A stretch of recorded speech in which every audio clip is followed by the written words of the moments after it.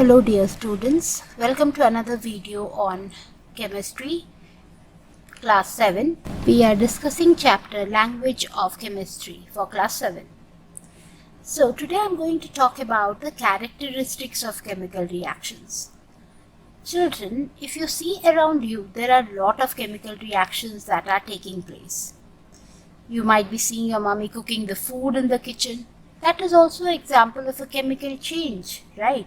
And when the food is being cooked, you get delicious smell of the food items. So you can see that there are certain changes which are accompanied when a chemical reaction happens.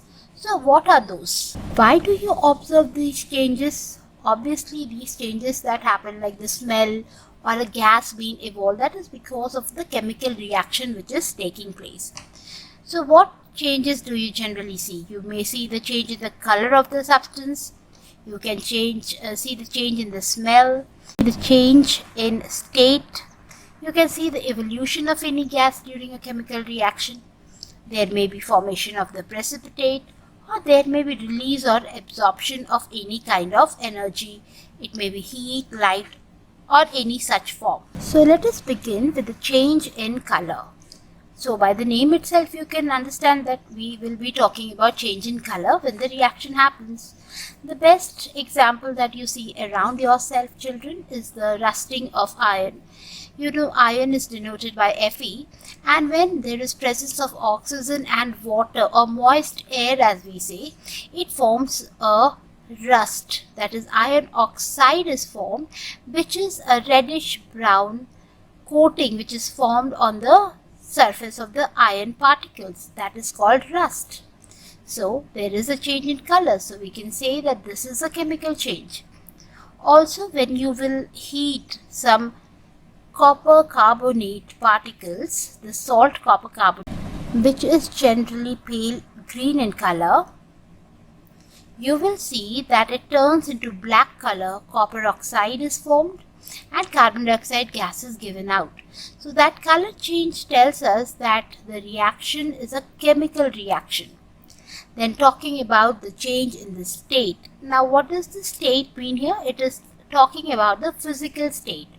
There are solid, liquid, gas and aqueous states that we talk about in the chemical reactions mostly. So when we say that the state is changing, you can take the very common example of formation of water.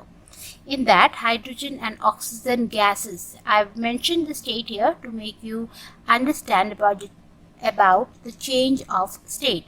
Here you can see gas, and this is also a gas, oxygen, which is forming water, which is a liquid. So the gaseous state is changing into a liquid state. Also, you can tell that ammonia gas and hydrogen chloride gas, they generally form a solid, ammonium chloride. So the product formed is a solid. So there may be a change of solid to liquid, liquid to gas, solid to gas, and so on in a chemical reaction. Now when we talk about the next characteristic or the next exchange which is accompanied in a chemical reaction is evolution of gas. Now mostly children, like if you take a antacid tablet and dissolve in water, you will see that there are bubbles being formed. Also, when you do, like when you open a bottle of Coke or a soft drink bottle, you see the fizz coming out of it, or the soda bottle, there is a lot of gas being evolved. So this phenomena of the bubbles being formed in a liquid is called as effervescence. And many times a chemical reaction is accompanied with the release of gas in form of effervescence. So in this reaction, you can see that the hydrochloric acid is added to zinc granules. Small pieces of zinc is taken, and on that when I add the hydrochloric acid, it is forming a salt, zinc chloride and hydrogen gas. This up arrow indicates that this is a gas being released. Then even if I take some sodium carbonate and the hydrochloric acid, you will see formation of sodium chloride, water and carbon dioxide gas is evolved. So this release of gas indicates the presence of chemicals and the evolution of gas is seen in a chemical reaction. then there may be change in the smell. If there is a change in smell, we can say that a chemical reaction has taken place.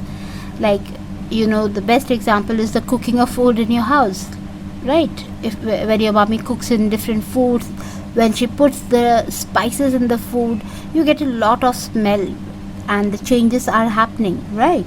Similarly, when you treat iron sulfide with hydrochloric acid, you will see formation of a salt, iron chloride, and a gas, hydrogen sulfide, which has a very rotten egg-like smell.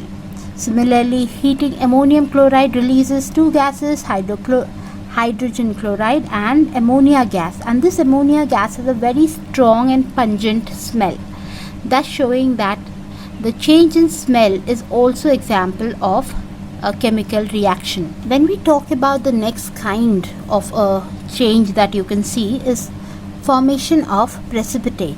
What is a precipitate, children? You might have seen formation of curd, right? And sometimes what happens, if there is a lot of water in the curd settles down because it is insoluble and the water comes up, right?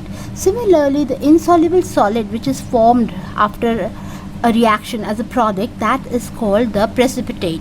And here if you see potassium iodide, when it is treated with the lead nitrate, a yellow color precipitate of lead iodide is formed along with potassium nitrate. Similarly, nitrate along with sodium chloride forms the white precipitate of silver chloride and sodium nitrate. So this down arrow shows that this is going to settle down in the test tube because it is insoluble. Similarly, you can see that there is evolution or absorption of heat at times, right? So there are two categories of this kind of a reaction.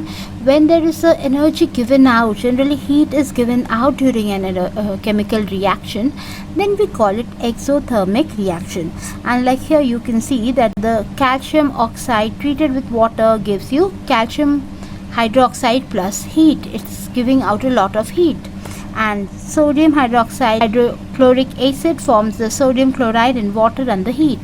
So a lot of heat is given out during a chemical reaction, and that kind of a reaction in which heat is given out, it's called exothermic reaction. Similarly, endothermic reactions involve absorbing the heat. The chemical reaction which is happening because of absorption of heat is known as endothermic reaction. So here you can see that calcium carbonate, when it breaks, it needs a lot of heat to break to form calcium oxide and carbon dioxide. Around 1000 degrees Celsius it needs heat. Similarly, the formation of nitric oxide from nitrogen and oxygen needs a lot of heat energy to proceed. Around 3000 degrees Celsius of heat is required, and so it is called the endothermic reaction. Moving on to the next topic, children, where we are learning about the conditions needed for a chemical reaction. Chemical reaction is accompanied by many types of things that we saw, maybe absorption of heat, giving out heat, smell change, state change. But when we talk about conditions, these are the requirements that should be there when a chemical reaction takes place. First is contact. When you don't bring two things in contact, how are they going to react? So contact is very, very essential, you can say. And like here, one example I've written, that is sodium is treated with water. So when sodium is coming in contact with water, there is a lot of hissing sound because of the very fast and high reaction that happens between them, forming sodium hydroxide. Similarly, dissolution. Mini reaction is happening only when we mix them together, right? Dissolving it in water or making it in form of solution, and we call that aqueous, right? The sodium chloride and silver nitrate, which we saw in the previous part also, form sodium nitrate plus silver chloride, which is a precipitate, and this reaction happens because both of them are mixed in water and they form a solution. So there is the application of dissolution to form the reaction. They won't react when they are solid. Then another important thing may be the presence of catalyst. Now catalyst is something, you can say it's a chemical that is increasing the rate of reaction but without itself undergoing any chemical change itself, or just by helping to make the reaction faster, but by not participating in it itself. So a very common example where you can see presence of catalyst is when ammonia is being formed by nitrogen and hydrogen. We need the catalyst ion as in form of powder for the reaction to happen. And there are many reactions you might be studying in biology, etc., where enzymes are involved. Enzymes are also the catalysts found in the living organisms, and they are called biocatalysts. Okay children, so all these reactions that are taking place, respiration, digestion, all of these are also chemical reactions and they need catalyst. Then another important factor is heat. So we just saw that heat is released or absorbed. So most of the reactions, when they require the presence of heat, we can tell that it is also an essential condition needed for a chemical reaction to happen. So a very easy example given here, which you have read in class 6 also, that when we heat the iron powder and sulfur powder together, it forms a black color iron sulfide, right? A grayish black product. Similarly, presence of light may be required for some reactions, like the best reaction is the sunlight and chlorophyll presence needed for formation of food or glucose for the plant, which is the reaction of photosynthesis. You know that for photosynthesis to happen, there is essential presence of sunlight. So there may be many other examples or conditions also, but these 5 that I have stated are the most important.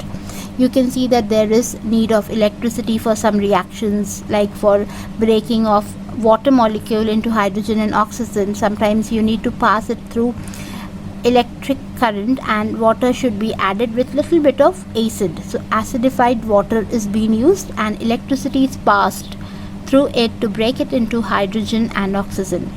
So children, these are the conditions needed for a chemical reaction. I am very sure you have understood the general concept of the changes which are happening during a chemical reaction and what are the conditions needed for them to happen. If you have liked the video, most welcome to comment about what are the conditions that you have understood that takes part in a chemical reaction or helps a chemical reactions to happen. Do write it in the chat box below. Thank you for watching.